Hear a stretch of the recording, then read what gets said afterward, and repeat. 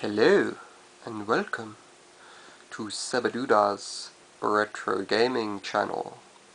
And today, no, I don't really talk like that. I don't talk like a twat. We are going to be talking about, let's get serious, a Sony Trinitron TV that is pretty much perfect for retro gaming. Now specifically I'm going to be talking about an N64 and Super Nintendo or Super Famicom setups. That was what mainly I researched into what was the best TV, what was the best setup. So that's what I know about. That's what I'm going to be educating anyone who wants to know what TV to go for. So why the Sony Trinitron? The make Sony purely because these have the best picture quality. They have a lot of TVs don't have S-video, which I'll show you a little bit later. These have S-video. This has composite, 3 SCART ports, which I believe are RGB enabled, red, green and blue enabled. It also has RF, just if you want to use that, which you shouldn't really be using.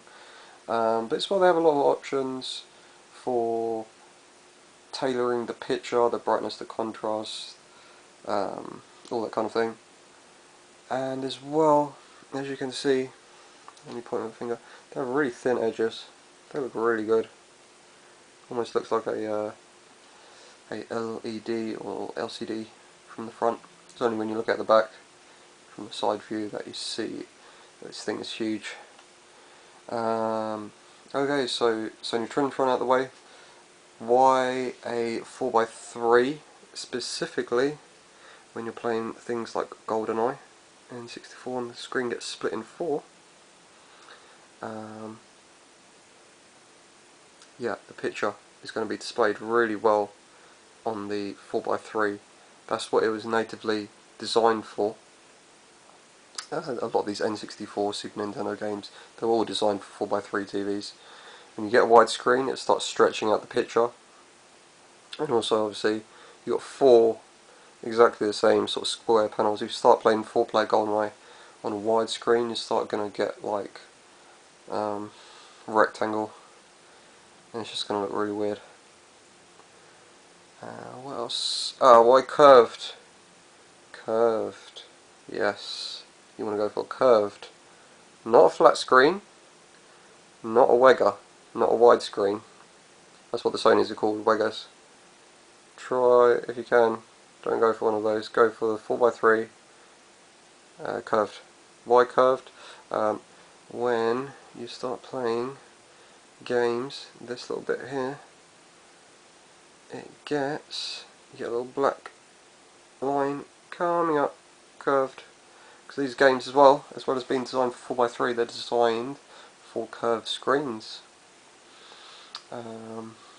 Yeah, so avoid the flat screens. I mean, it's being nitpicky, but this is obviously a video about getting the perfect TV, the perfect setup for your N64 and Snes. And obviously most people don't want those black lines at the bottom, and they don't want their picture getting distorted because it's too wide. What else have we got here? So we've gone through the ports. Yeah, 3 ports at the back. I've already talked about that. I'll show you the S-video. Right, yeah, this is what you want to be looking for. One of these little, can't really see it too well. Have a little look on Google maybe. Google Images, you can see it better. But it's a circle with 4 dots. And it's got like a little square in it as well. And it should be right next to a white and red socket, a composite sockets, because that is just the video for the S port. And why is that better as well? I can talk a little bit about that. The S video, what it does, it splits up, I believe, I know it's the brightness. It decodes the brightness separately, and it also, I think it's either the contrast, I believe. It's either the colour. I believe it's the colour. It decodes them two separately, which composite doesn't. What else So let's have a look at some gameplay. CRTs don't show up too great on video. You're going to get a lot of black lines coming up. Bear in mind, but it does actually look like that from my point of view. And where did I get this? You can get these in the UK specifically. I think in America they've got a lot of thrift stores, they like to call them. Turn that down a little bit. Oh, I got a really crappy remote with this. They don't have the original remote. And this thing does not work well. But I've at least managed to have access to the menu. Yeah, it's not letting me turn down. Yeah, in the UK, charity shops, specifically furniture and electrical ones, there's loads of them.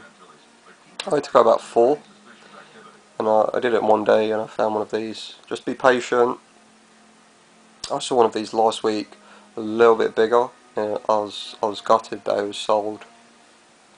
It was in the shop, it had the sold sticker already on it. I was really gutted that I didn't get it. Sorry.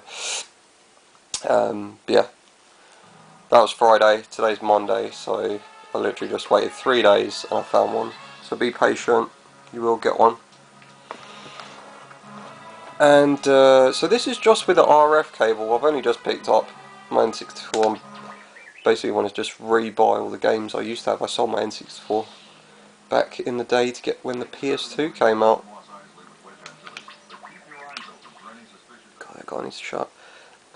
Yeah, and I've kind of missed it. I missed it a lot. So last year I bought a couple games. I never actually followed up and bought the console. I'm just going to turn this down a little bit. It's so loud.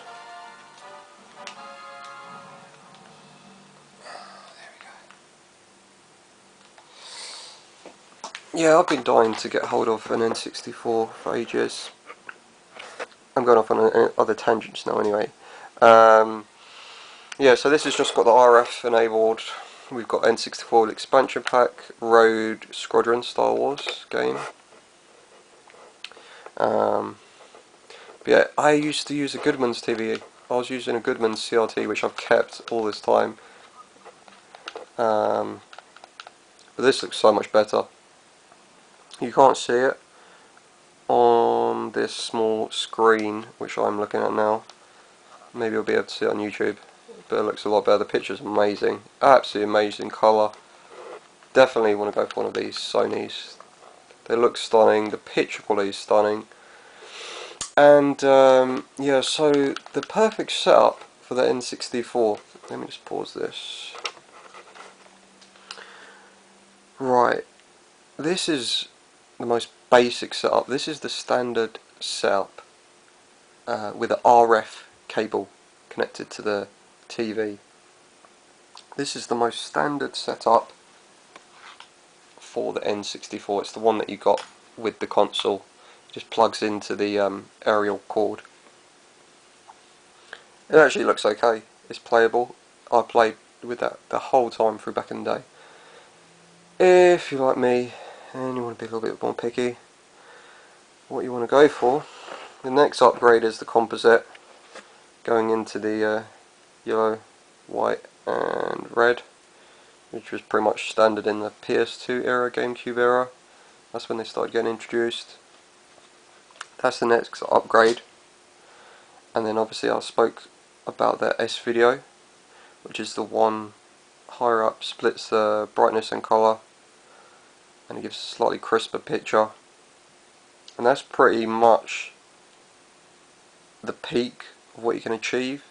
You can mod it N64. There's mods out there. I can link it.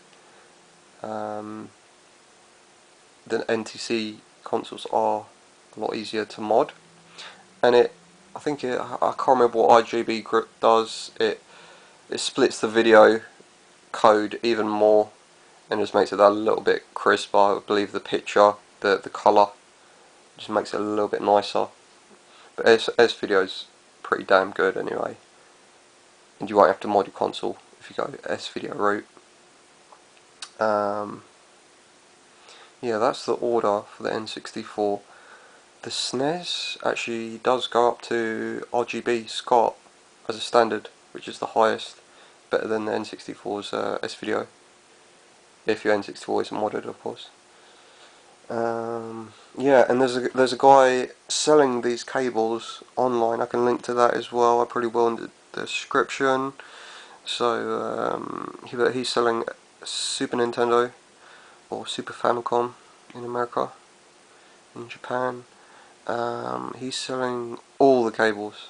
So if you need, and specifically as well, you can get the S-Video cables for the N64 on eBay and Amazon. But they're for the NTSC, the American and Japanese consoles. If you buy one of those, it gives a brighter picture. Personally, I'm waiting to get my S-Video cable, so I haven't tested it out yet. But I've read online, they give a bright picture. Now this link, what I'm the link to, is for the PAL N64 S-Video cable. And this stops that brightness. So you need a specific S-Video, you can't just buy any one. You need to get the PAL S-Video cable. Oh, also as well, so if you have got a modded N64, you do have the option of the red, green and blue SCART cable, which is obviously the best picture. Also, if you don't have the S-Video on the front, you can connect to a SCART enabled S-Video socket. I have no idea how you can tell if they're S-Video enabled. There's probably some kind of database out there that lists all these things. I have no idea, because CRTs are so old. There's really hard. I tried doing research on these TVs, like about their hertz and whatnot, but it's so hard to know what these things do anymore. You'd have to be a real purist who knows everything about these kind of things to know that kind of stuff. Yeah, I'll link to the cables. What I'm going to be doing, I'm going to be going for the S-Video. The modding option, going up to the RGB, is a lot of messing around. You could break the N64, I'm not a big fan. I prefer keeping things quite vanilla. I don't really like modding consoles, I like keeping things nice and standard, how I buy them in the box, how I get them. So I'm going to be going the S-Video route for now. I'm possibly going to mod to a RGB PAL N64. It was just recently, I believe, discovered that you could mod pretty much any N64. Before it was believed to be a French PAL N64 and the NTC N64s that you could only mod to get the RGB output, but now you can do any console. I can also link to the website that which actually sells the chip and sells the, I think they do the screwdriver, and they give you the cable as well. It's something I'm possibly going to do. I've got 3 N64s, we'll see. It's a little bit of messing around, like I said, I'm not into that kind of stuff. But it'd be interesting to see the picture quality, because I've seen videos on YouTube of comparisons, but you never really know until you see it yourself in real life. But I'll link to that as well. But yeah, that's the video. I think I covered pretty much everything. If there's any questions, I'll be happy to answer in the comments. I'm just thinking if I missed out anything. Nope. Yeah. This should be a pretty good idea of the route that you want to go for your N64 SNES setup. I spent a lot of time reading crap on the internet, searching forums and stuff to get all this info. So you have saved yourself a lot of time, because I spent a couple hours having a look at this stuff. Yeah, thank you for watching. And as well, I've been doing again a lot of good pickups from charity shops. Couple N64s, couple games here and there, Game Boy, GameCube, even a few toys as well. So if this gets some interest, I'll be doing those pickup videos. There's been some really cool stuff I've picked up, some rare stuff for absolutely dirt cheap, like 50p for ridiculously rare games. So if people are interested, I can always upload that as well. Thanks for watching.